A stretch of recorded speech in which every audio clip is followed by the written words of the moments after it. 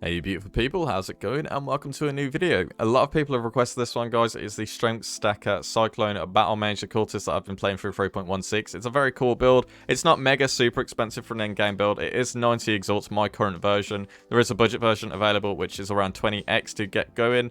Yeah, POB for both of those will be in the description, as well as the spreadsheet cost for my version coming up after this little showcase over here.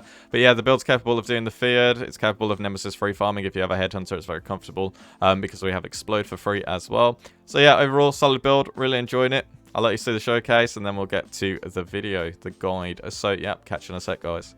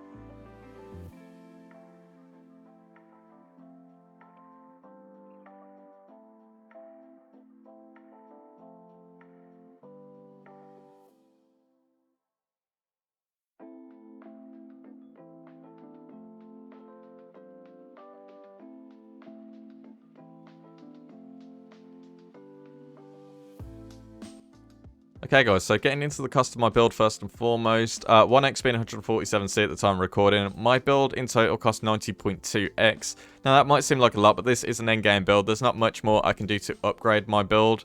The build itself relies just on one expensive core item. There's a lot of stuff in here that you don't actually need to play the build at all. The Replica Alberon's Warpath being 10x at the moment are the staple unique that you need that will cost you quite a bit of money. After that, the other uniques that are required in the build are not very expensive at all. So the build is quite easy to actually play, and there's no real special gems that you need either.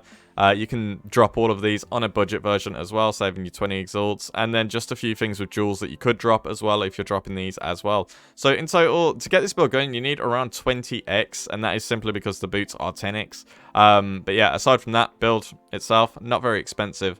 So let me just jump into the items right now.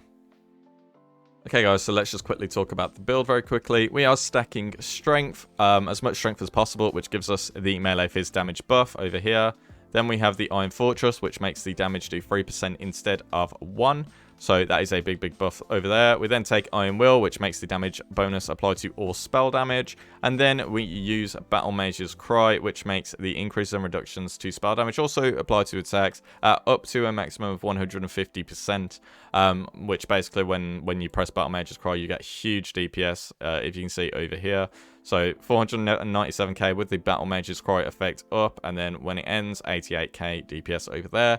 So if you were to compare this to the Crown of Eyes, if you look on PoE Ninja for this build, you will only see the Crown of Eyes things. Don't get baited into doing that build. It is pretty bad compared to this one. You won't reach nearly as much DPS as you do with this version. And that is because Crown of Eyes is stuck to the value of 150%.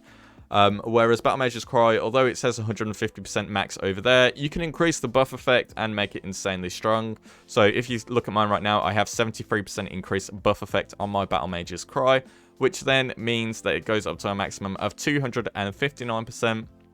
Which is absolutely insane damage. And then because we can then drop the Crown of Eyes, we can fit in a double elevated helmet, which gives us accuracy, crit chance, and then nearby enemies have minus to chaos res, which makes the build insanely strong compared to a crappy resolute technique build. So yeah, that's pretty much how the build works. I'm just going to jump into the gear right now. Okay guys, so getting into the gear for the build, there are a lot of staple uniques for this build that cannot be replaced. I'm going to start with them now. So the Replica Alberon's Warpath are obviously the boots that we need. They add the flat cast damage to attacks per 80 strength. They give us only 20% move speed, so if we use to fast builds, this build is not as quick. I currently have 24% move speed modifier, which obviously is helped with an Onslaught Flask and a Quicksilver Flask, buffing me up to 97 for mapping, so it's not too terrible. But yeah, these are the boots you need. Currently 10 exalted orbs, so fill your boots with these ones. Moving on to the weapon, the replica frost breath, which allows our chaos damage to chill and gives attacks to this weapon deal double damage to chilled enemies, as well as some flat chaos and attack speed. It's a very good weapon. They are only 25 chaos, so very, very cheap. Moving on from the weapon, the shield, the red blade banner, we also need this. It gives us Warcries have infinite power, so we can always have the max effect from our Battlemage's Cry, as well as giving us the cooldown recovery rate, which is also very good. So, yeah, after the shield, it's about 10, 15, 20C. You can get one that's Crying God with a good implicit like I have. Just some more extra life, I guess. After that, Meganord's Vise. Curse enemies with Despair on hit is the implicit that you want with these. They give you 100 flat strength, which is obviously great for our build. The Despair on hit ones are about 2x. If you can't get them on the boots, you'll probably have to run Despair in an aura setup, or get it on your rings if you can find one with tier 1 strength and some good other stats as well with that. So finally, moving on to my amulet over here, we are using the Ascendancy, obviously a staple when it comes to stat stacking builds, as it's one of the greatest, and it's also very cheap. It's only 1 exalted orb for a max rolled one, and then we allocate Heart of Darkness on it, which is very, very cheap as well. Finally, the Iron of Fortress. Again, this gives us our chance to block attack damage per 50 strength, so it gives us our capped block, as well as giving us a lot of flat strength, and then strength damage bonus instead grants 3%, which, you know, obviously buffs our damage up quite a ton.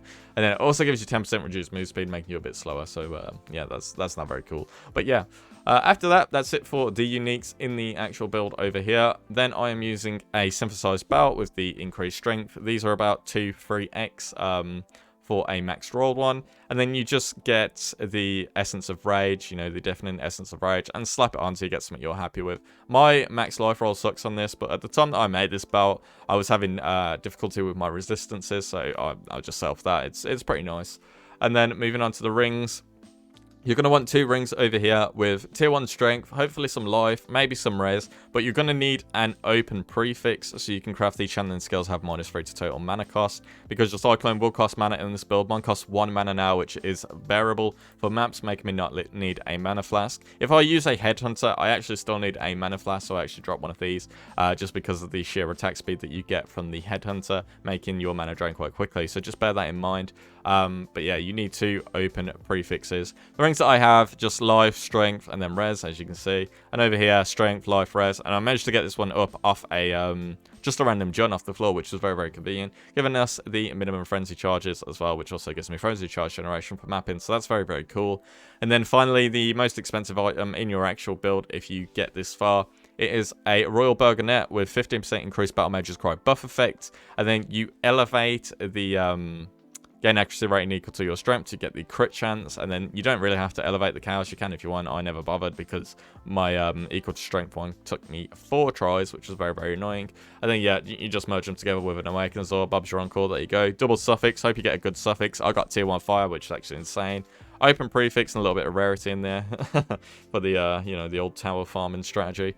But yeah, I could 2 suffixes can't be changed with this, and then reforge with life more common with harvest to get an even better one. But I'm not going to do that because this is absolutely fine as well. So yeah, the helmet's not too hard to make. The helmet will cost you about 23-25x to buy at the moment as well, if you just buy it flat out instead of making it, which is a fair price because Maven orbs can really dick you over in this game. So just bear that in mind. That's about it for the actual gear on my character itself. As for the flask, I'm using 1 life flask with immune to corrupted blood. I'm using a silver flask for onslaught, as well as move speed during the flask effect, which is what I got. And then I'm using a quicksilver flask, which has immune to freeze, which we don't actually need because we're using purity of elements, but this is what I was using on my bow character, so I've just slapped it on here. A diamond flask for more crit chance with increased crit chance, increased effect, and then increased effect from the Enkindling Orb. And the same Bottle Faith with pretty much perfect rolls with reduced charges, so I get 2 uses on bosses. Obviously, you can drop Bottled Faith if you can't afford it. That's absolutely fine. You can just use a mana flask if you need it. Yeah, Bottled Faith, not super important, but obviously a good DPS increase if you can get it. Okay, so that's just about the gear on my character itself. I'm going to be moving on to the skill tree and the jewels that you need in the setup for that in a sec. Okay guys, so getting into my skill tree, just want to say that I leveled my build up as a summoner. You can do the same, you can level up as what you feel like. You can also probably level up as a strength stacker if you use the Pillar of the Cage Guard Staff, I believe that's what it's called. But yeah, I'm not sure how comfortable that would be to level up. So getting into the tree, not too much to talk about. I'm going to talk about all my jewels and stuff. If you're wondering about the pathing and why it looks so wonky, it's because of these two split personalities over here, which give 5 strength, 5 life. These are about 0.7x at the moment, so not too expensive. If you really can't afford those, you can get strength and armor, but these are obviously way better. 78 strength and 78 life per one. Currently 2659 strength with 7044 health. I take one out, I lose over 300 health, and I also lose over 130 strength, so absolutely insane. You're also going to want a lot of bronze in your build. If you're doing my version, you will have 4, and 2 of those will require increased reservation efficiency of skills, so we can fit in our other 50% aura, which I've chosen to be haste. I've got one here, and I've also got one here. If you're going to run like a budget version and you've got to put loads of bronze into your build, make sure you have reduced int at like 10%, because you will be too dumb to wear your items if you run them all with 15%. But yeah, very cheap jewel, like 2 to 5C. Might be a pain to buy because they're so cheap, but yeah, very easy to get. Efficient training up here for the converting the int into strength as well. 24 strength on that. Over here, got an Emperor's Might. You don't need this. This is just because I can afford it, basically. And so I don't have to reduce my int anymore because I might struggle with the rolls that I have. You can replace this with a Brawn if you're on a budget. Just don't worry about it. Inertia. Corrupted blood cannot be inflicted on you. Dexterity from passives transform to strength over here. It won't convert this one if you have the lethal pride in, so just bear that in mind. But yeah, pretty simple stuff. Speaking of lethal pride, my lethal pride, that is the seed that I have on my pride. If you want to know what stats it has increased Warcry buff effect up here, 5% strength here, 5% strength here, and reduced damage from crits up here. So this is a very good timeless jewel. You want to look for about 10% strength on these things, otherwise like you might as well just get a Brawn, you know what I mean? So yeah, just bear that in mind when you're doing that. And then over here, a Megalomaniac. You're going to want one Megalomaniac with Overlord. Overlord is insanely good because it gives you Fortify for free for 6 seconds. You will always have max Fortify effect as soon as you hit a mob because you do so much damage. 30% increased damage with maces, scepters, or staffs as well. And then Unholy Grace is the second one that I have. These are very cheap to get with double mods. They're about 50-60C. They might go up after this video, but yeah, very cheap, very strong. So just bear that in mind if you're going to try this out. You should definitely pick up one of those. And then a cluster jewel up here. Not too important what you get on this, to be honest. You just want them for the 2 sockets for your split personalities. I've got Advanced Guard and Smite the Weak, which gives chance to main on hit, attack damage against main enemies, and then also 5% move speed while holding a shield. Attack skills, a deal 30% increased damage while holding a shield, and ignore movement penalties. The ignore movement penalties will not ignore the 10% reduced move speed. It's just the penalty from it being a body armor, but it doesn't matter anyway since we have the this one over here as well, the Gladiator. So yeah, don't worry about that too much if that's what you get confused and think that's for. As for our notables, Utmost Might, giving a lot of strength, increased strength. You're going to want to take this down here, Natural Authority, giving Warcry buff effect, which is pretty insane because we're stacking, you know, the Battlemage effect. You obviously want Call to Arms as well for instant Warcries. Down here, Gladiator's Perseverance, giving the attack speed and yada. But the real reason you take this is because you get 1% increased attack damage per 16, I don't know why I said it like that. 1% increased attack damage per 16 strength over here, giving you obviously a massive DPS boost as well. And you also come down here and take on Wavering Stance, so you can't be stunned, you can't evade, but that doesn't matter anyway since we have no evasion. And then obviously you need Iron Will for the build as well. Yeah. Save these nodes over here until you're higher level. You don't have to rush into these nodes over here if you're wondering what to take in order at a bit of a lower level. And we also take Mage Bane over here. Since we do get quite a bit of dexterity, it gives spell suppression. Not loads, but you know, it is what it is. We have 19%. It's an additional defensive layer at the end of the day. So yeah, pretty good. So that's just about it for the skill tree. I think I've covered everything with this. Yeah, there's not too much you can change with the skill tree, and you will be star for points, so don't try and get too fancy with it. To be honest, this seems good to me. Gonna move on to the gem links now, guys. Okay guys, forgot to talk about Ascendancies. So very quickly, we are taking Void Beacon. Nearby enemies have minus 20 to Cold Res and Chaos Res. Nearby enemies have 100% reduced life regeneration rate. So this is great against the Maven's heal. Super cool to deal with. Withering Presence, 60% to Chaos Res, which is super cool. But 15% more Chaos damage as well, which is tons. Every second, inflict Withered on nearby enemies for 15 seconds. Nearby hindered enemies deal 50% reduced damage over time, and Withered applies 6% increased cast damage taken and can be inflicted up to 15 times, as you can see at the bottom there. So yeah, that's quite a good node as well. Profane Bloom is our map clear assister. Your hexes can affect hexproof enemies, which is obviously great because monsters a hexproof mod is now useless against us. Cursed enemies you or your minions kill have 40% chance to explode. We have curse on hit, so yeah, pretty good. Have 40% chance to explode in a quarter of their maximum life as chaos damage. Then we have Malediction for +1 curse and increased effect of your curses, and enemies you curse have Malediction. Enemies with Malediction deal 10% reduced damage and take 10% increased damage. So yeah, those are the Ascendancy nodes that you need. Now I'm going to crack on with the gem links. Okay guys, so jumping into the gem link, starting with my 6-link setup, Divergent, Cyclone. Divergent giving us more move speed, which is obviously great because you are a bit slow when you're cycloning. Typically you're just going to leap slam into a pack and then cyclone for like 2 seconds anyway, but yeah, it's pretty cool to have. After that, Pulverize Support, give it increased AoE area damage and more melee area damage, 50% less attack speed, so huge DPS there. Hypothermia coming up next. Support skills deal 5% more damage with hits and ailments against chilled enemies. Chaos damage can chill, guys, remember, so this is a nice DPS boost as well. It says you have chance to freeze enemies which are chilled, but you don't. You can't chill with this build, so just bear that. I mean, you can't freeze with this build, sorry, so just bear that in mind. And then Divergent Void Manipulation, giving chaos damage leeches life as well as more chaos damage. Increased crit damage support for the obviously huge multiplier that it gives. It's just huge DPS now. And then finally Shockwave, because we're Cyclone with a mace, so yeah, you trigger Shockwave and just does loads of extra damage, so just bear that in mind. Yeah, quite nice to have. After that, moving on to the next setup, we have our auras. So we have Haste, Val Haste, Purity of Elements, Blood and Sand, and Enlighten for support.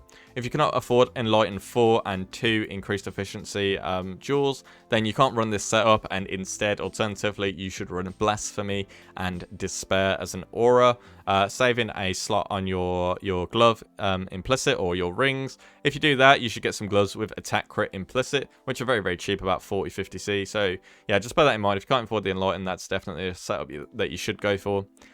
Moving on to our glove setup, we have Assassin's Mark 2120, Battlemage's Cry 2120 as well. Life tap support, so we can just permanently cast Battlemage's Cry regardless, and Anomalous Urgent Orders. Anomalous is great because it gives increased buff effect of the Battlemage's Cry, so yeah, very powerful. If you're wondering how you apply the Assassin's Mark, so basically when you exert an attack with the Battlemage's Cry, you're going to exert it with Leap Slam, and then you're just going to Leap Slam onto an enemy. It'll apply Assassin's Mark, and then yeah, you're all good to go. So that's how you apply it, just in case you wondered. Moving on to the shield setup, this is where Leap Slam is. Leap Slam, faster attacks, and Blood Rage, just for frenzy charge generation. Obviously, more attack speed is always nice to have. Make sure you Leap Slam faster as well. So yeah, that's pretty cool to have in there. Finally, the last two, moving on to the helmet. Culling Strike support, Withering Touch, Ancestral War Chief and Val Ancestral War Chief, and multiple totem support. Now, yes, we do wither from our Ascendancy, but it's quite slow, so if you have, I believe you can get, like, free totems up. Applying Wither, it just did it way faster, and obviously, bursting bosses, if you're going to do the field or whatnot, this helps a lot more than waiting around for 15 seconds. So, just bear that in mind. And then finally, in our weapon, we have a Molten Shell with cast when damage taken, 1 and 10, as well as a level 1 precision, just for extra crit chance, and 93 accuracy, which you're probably not going to need anyway. So that's the gem setup. Yeah, the only thing that you really swap around if you can't afford is the aura setup. Everything else is pretty much staple in this build, so just bear that in mind. Yeah, that's about it. Moving on to Pantheons and the Bandits. For the Bandits, kill all. Take you 2 points for your beats.